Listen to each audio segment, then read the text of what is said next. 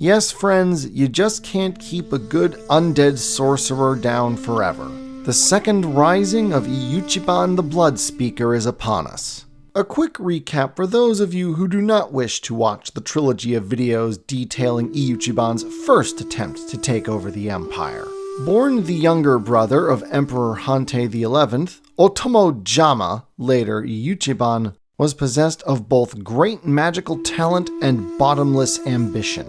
After a long sojourn in the lands beyond the empire, where he discovered both the secret of immortality and the darkest and most terrible magics, he returned determined to take over the empire and seize his brother's throne. First, by sowing discord through the means of 4 cursed katana, which drove at least 3 clan champions to madness and death, and finally attempted to seize the throne directly with the help of a zombie horde. Luckily, the Bloodspeaker's scheme was thwarted, and he was imprisoned in a magical dungeon where he was supposed to remain for all eternity. That was 200 years ago. And before we come to the second rising, we must address the events leading up to it, and we begin in the aftermath of the Battle of the Cresting Wave. Although the forces of the Empire had been victorious, the incursion of the Shadowlands, led by the Oni lord known as the Maw, had left large swathes of Crab Clan territory utterly devastated. The lands of the Kuni family were now a blighted waste that would take generations to recover, while the lands of the Hiruma family were lost altogether. The loss of their ancestral lands left a massive psychological impact on the Hiruma family. It was a shame that would haunt them for centuries, and they would become known as a people grim and without any humor or joy, forswearing their own mon, or family crest, as a mark of this shame, and vowing to take no other until the ancestral land was retaken. The most immediate impact from this loss of territory was the fact that the Crab now no longer had enough farmland to support their people. Thus, clan champion Hidabanuken demanded that the other great clans cede land to the Crab as recompense for their great sacrifice in defense of the empire. For the most part, this demand was granted. Some clans did it out of genuine gratitude to the Crab, others out of fear. For although the Crab armies had taken a serious beating at the Battle of the Cresting Wave, they remained formidable, and, after adopting a policy of incorporating former Ronin into their ranks to replenish their numbers, the Crab was replenishing its strength with alarming speed. Only the Scorpion clan dared to refuse, and the Crab responded by launching raids across the border. Eventually, the two clans met in open battle near the Shrine of Osanowo, and since, appropriately for the fortune of Thunder, a great storm broke out during the battle, the brief contest was known as the Battle of the Thundering Shrine. The Crab won the battle, but ultimately lost the contest, as the Scorpion persuaded the Emperor to basically force the Crab off the newly acquired land. Another legacy of the Maw's recent incursion into Crab lands was the fact that during the demonic attack, many peasants and retired samurai had sought shelter in temples and monasteries, including those that belonged to the Order of the Seven Thunders, a sect of the Brotherhood of Shinsei that venerated the 7 heroes who had fought against Fu Lang on the Day of Thunder. Like most sects of the Brotherhood, the Order of Seven Thunders was cloistered and contemplative. And as they observed the depredations of the Maw's army and the suffering of the people, many of the younger monks, especially based in 2 temples near Shinomen Mori Forest, increasingly rejected this isolationist stance, and began calling for their order to take up more proactive efforts to root out evil in the empire. These 2 temples eventually declared independence from the Order of the Seven Thunders and became their own sect, Tengoku's Fist. Although they regard violence as a matter of last resort, they are still counted among the more militant sects within the Brotherhood of Shinsei and place a special emphasis on the training of Sohei warrior monks.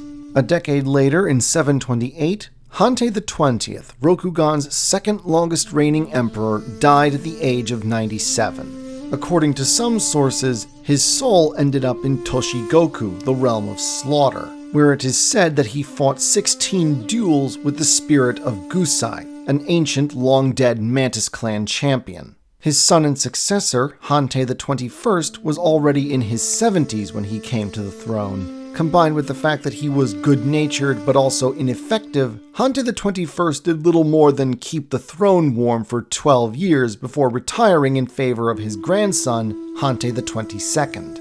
In 735, the Hiruma made an attempt to recapture their old castle Shiro Hiruma from the Shadowlands. Sadly, the first of many, many failed attempts. A second attempt would be made in the year 747, and they would actually manage to hold Shiro Hiruma for 2 weeks before finally having to withdraw. The following year saw the death of Hida Isoshi, who had been Champion Hida Banuken's top advisor during the Battle of the Cresting Wave.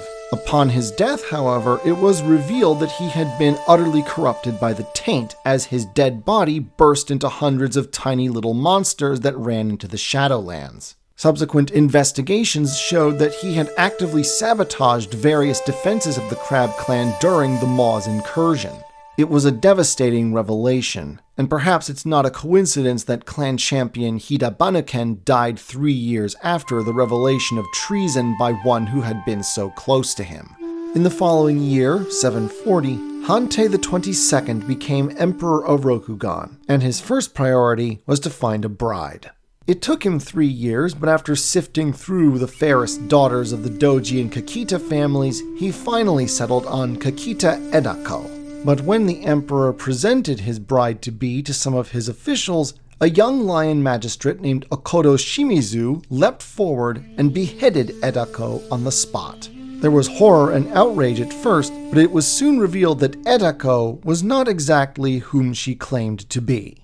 At this point in his life, Okodo Shimizu, despite his youth, had already established an illustrious career. After serving 3 years as Yojimbo to the magistrate Ikoma Daikiko, Shimizu had earned both a name for himself and the elevation to magistrate in his own right for personally capturing the murderer of a provincial governor. He'd then been tasked by his overlord, the general Okodo Gunhiko, with capturing an infamous Maho Tsukai named Agasha Enshoku, a woman whom, after dabbling in the dark arts for some time, had allowed herself to be possessed by a demon called Tamayu no Oni, although it wasn't known as such at the time. Tamayu no Oni had the unique ability to collect multiple names, thus establishing many dark magical bonds to multiple humans. Remember, the core aspect of an Oni in L5R is that it has to be given a name, usually that of its summoner, in order to manifest in the living world. Names give Oni their power, so the fact that Tamayu no Oni had the ability to collect more than one name made it a very deadly threat indeed. After using Enshoku's body to terrorize the villages of the Owari Plains for a while, which is what had instigated Shimizu's investigation in the first place, Tamayu no Oni had set for itself a far more ambitious goal: the destruction of the Hantei line. And that was why Agasha Enshoku had disguised herself as Kakita Edako. What better position could there be to destroy the Hantei line than from the emperor's own marriage bed? Ironically, Shimizu had come to the capital around the same time as Hantei the 22nd's marriage in order to apologize for his failure and ask the emperor to allow him to commit seppuku. But it seems the heavens smiled at last upon the young magistrate, and with his help, Agasha Enshoku was exposed and killed. Tamayu no Oni managed to survive the destruction of its physical vessel, and ever after nursed a terrible desire to exact revenge upon the man who had thwarted it and his line. In return for saving his life, the grateful Hantei the 22nd bestowed upon Shimizu the right to found his own primary family within the Lion Clan. Thus, the bold young magistrate assumed the name of Shimizu Gochoku, and acquired a modest holding in the southwestern provinces of the Okodo family. And finally, 2 famous deaths before the Second Rising. One, a dragon sensei, the other a crane diplomat. Born in the year 712, Agasha Nodotai had been trained as both warrior and shugenja, and was not only quite proficient, but became a scholar on the subject of the way of the warrior. He was eventually made advisor to Okodo Ukija, one of the top generals of the time, only to die in 744 taking a shot in battle that was meant for his lord. Touched by this great display of loyalty, Ukija not only adopted Nodotai's family, ensuring they would be taken care of, but chose to commemorate the day of his death, which was the 17th day of the month of the dragon, which has been celebrated ever since. But where Nodotai had died relatively young, Doji Taihime lived a long, full life. Born in 680, she grew to be a diplomat of remarkable skill, intelligence, and great beauty. She would spend her entire life as a diplomat, serving as ambassador to the Scorpion clan, and surprised her hosts by demonstrating a remarkable talent for sniffing out plots and conspiracies, earning her the half-grudging, half-praising moniker, the Poison Crane. More shocking to the rest of the Empire was the fact that she actually managed to develop a good working relationship with Scorpion clan champion Bayushi Ryozu. This unlikely friendship was forged when Taihime discovered a grand conspiracy within the Scorpion court. The details of this conspiracy are unknown, but they apparently would have caused great embarrassment for the Scorpion clan had they been made public. Instead, Taihime had brought it to Ryozu's attention, allowing him to deal with it internally. This won her, the Scorpion champion's, admiration, and the two became so close over the years that it was often speculated that they were lovers. When Taihime died of old age in 745, all her possessions were sealed within an iron box and buried beneath the walls of Kyuden Kakita. Her last will revealed that whatever the nature of her relationship with Bayushi Ryozu, it was clear that she reciprocated his respect and admiration. "Let all my knowledge go to my family, but let no man betray my trust to the Lord who has been my host for so many years." So, that's all done. Now let's get to the Rising. If we recall the prelude to the events of the Battle of the Cresting Wave, although Iuchiban had been imprisoned, there was one of his servants that was still on the loose, Jamasuru, an immortal Maho Tsukai that would simply reincarnate himself no matter how many times he was actually killed. And over the centuries, he'd been slowly but surely working towards the day of his master's release, establishing a cult of Maho Tsukai and attracting to his cause, in secret, disaffected citizens of the Empire, including descendants of the survivors of the People's Legion that had rebelled against the Empire during the Great Famine. But there was one other servant of Iuchiban's that was active in the Empire, although nobody knew it. In fact, they thought he'd been dealt with long since, Yajinden, the former Asahina Shugenja turned Bloodspeaker sorcerer and necromancer.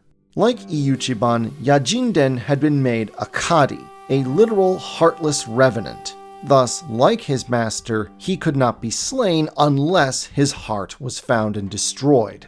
And so after the Battle of Stolen Graves, he'd been mind-wiped and rendered a mere gardener in the palace of Otosan Uchi, kept under close surveillance. But Yajinden was unfortunately cleverer than his jailers gave him credit for. Whether he'd somehow regained his memory or had simply pretended to let the spell of mind-erasing affect him, Yajinden had never intended to simply accept his fate, and had at last found a way to escape his prison, to swap places with other people, literally transferring his soul to another's body while sticking the other's soul into his old body. At some undetermined date, Yajinden managed to use this method to switch places with one of his jailers. Such magic was of course unknown in the Empire, so of course no one was going to believe the gardener prisoner when he started insisting that he was not in fact Yajinden. And so, having condemned one of his jailers to the punishment meant for him, Yajinden slipped away into the Empire, a free man once more. Though calling him a man at this point would be stretching it. Iuchiban had not been idle either. After all, what else was he going to do sealed away in a magical prison? There isn't much else to do in there except find a way to escape. And by now, the Bloodspeaker had managed to achieve a kind of freedom. The great Bloodspeaker had essentially discovered astral projection, the ability to send his spirit out into the wider world. Maybe this way, he could find a way to actually escape. At the very least, he was able to make contact with both of his servants. And from Yajinden, Iuchiban learned the art of swapping souls. At the same time, he gave his servants instructions, preparing them for what to do when he finally got out. Because of course, to Iuchiban, his failure at the Battle of Stolen Graves was just a minor setback. Yajinden did most of the work in this regard, bestowing the Ruby of Iuchiban upon one Mohai, often called Iuchi Mohai, even though that makes no sense because the Unicorn clan wasn't back yet, and recovering several powerful tainted magic artifacts. He also tried to recover the 4 blood swords that he'd made during the first rising, but in the end he was only able to recover Fukushu, which had been in the custody of the Agasha family for centuries. Jonetsu had fallen into the sea along with its previous owner, while Handan and Yashin were locked away beyond his ability to reach them. But he did manage to recover one other prominent artifact, the original porcelain mask of Iuchiban, which could be used to revive the dead. Meanwhile, after years of effort, Iuchiban finally mastered the art of soul swapping. By then, he'd already lined up a victim for his first test, Soshi Gidayu, Scorpion clan Shugenja and great-great-grandson of Soshi Takasho, who had played a pivotal role in exposing Iuchiban's plot and capturing him after the Battle of Stolen Graves. And so, while the poor Shugenja found his soul trapped in the old rotting corpse that had once been Iuchiban's old body, the Bloodspeaker was free once more to make a second attempt at taking over the Empire. Of course, he still needed to keep a low profile for now, so he swiftly abandoned Gidayu's body in favor of that of an Eta butcher. After all, no one pays attention to the non-persons of the Empire. But at last, he was free. He reconnected with his followers and began building up the strength of the Bloodspeaker cult. While his servant Mohai bound 5 Kansen, kami that had fallen to corruption, to the Ruby of Iuchiban, Yajinden was set to work crafting many more porcelain masks in imitation of the first, allowing Iuchiban to once again raise an army of undead, an army powerful enough to allow Iuchiban to overrun the empire and seize the throne.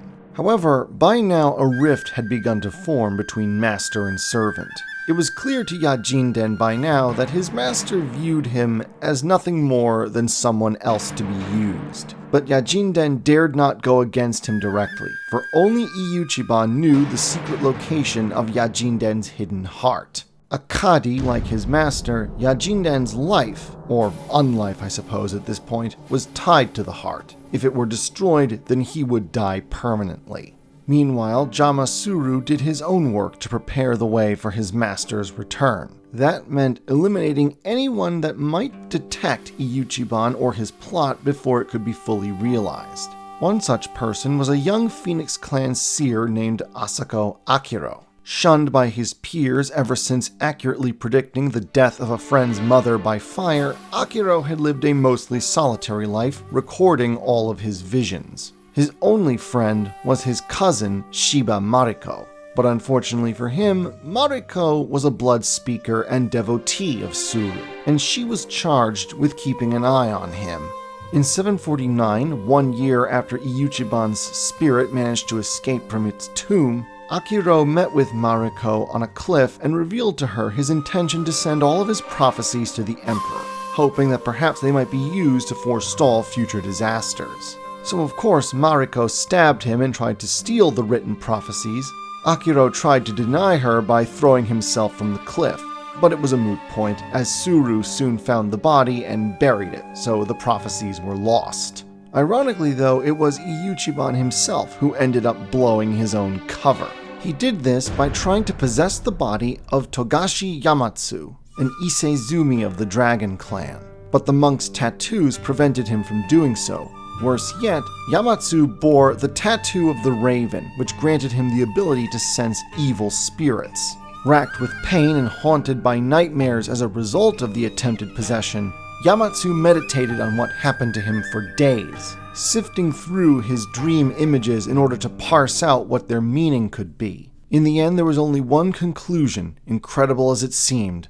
The Bloodspeaker was back. But even as Yamatsu sought to raise the alarm, Iuchiban's army of Mahotsukai, of undead, and disgruntled Henin, men and women from the lowest caste of Rokugan society, were amassing near the Twilight Mountains. By this point, the Bloodspeaker had instead taken the body of a crab samurai wielding Fukushu as his personal weapon. The Bloodspeaker's first target was Ryoko Owari Toshi, second city of the empire. Seeking to take the city by surprise, the army took a circuitous route, passing through Shinamen Mori Forest before crossing the Plain of Thunder.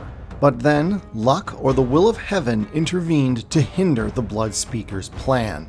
For all its wealth and fame, Ryoko Owari, the City of Lies, is in many ways the armpit of the empire. It's Sin City, with its own highly developed vice industry, including gambling. And it was a small group of men engaged in such activity that spotted the Bloodspeaker's army as it began marching across the plains toward the city. One of these was Ryochin, a ronin who had once belonged to the Asaki family, but despite his skill as a warrior had been disowned by his father for his laxity, his drinking, and his running up of immense gambling debts. Ryochin sounded the alarm, and because he had spent the last few years selling information to the local authorities on dangerous criminals, his warning was heeded. Ryoko Owari's garrison was not strong enough to hold off the Bloodspeaker, and so it was decided that the citizens must abandon the city and flee.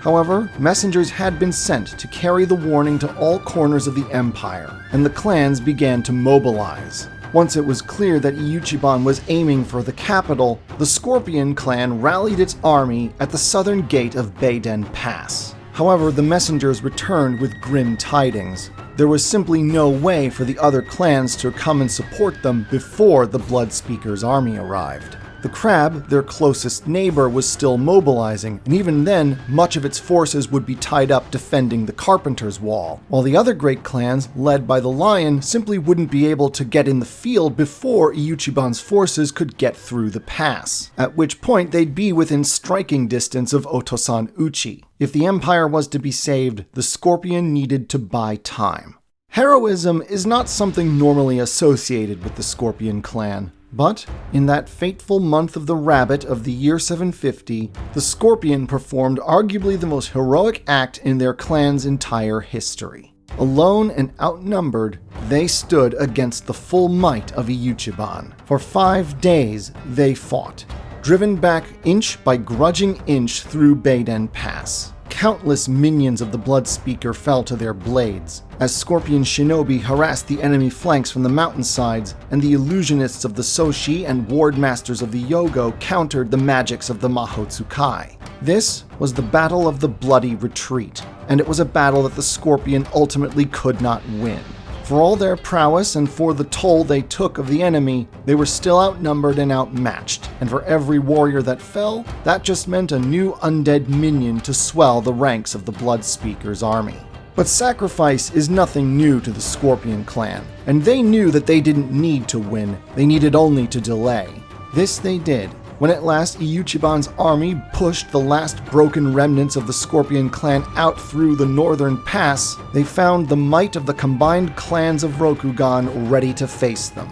And this time, the odds were against the Bloodspeaker. They did manage to break out of Beiden Pass, but the combined clan armies, led by Emerald Champion Doji Daisetsu and with the Lion clan in the vanguard, not only blocked Iuchiban from Otosan Uchi, but managed to drive his army northwest into what was once the lands of the Kirin clan. But even undead, Iuchiban was a proud man, and he refused to be driven back any further, and so drew up his army to face Daisetsu's forces near Kawa Nemui, the Sleeping River, so named because of a superstition among the peasants that if you put sand from that river in a sake bottle, those who drank from it would slip into a magical slumber.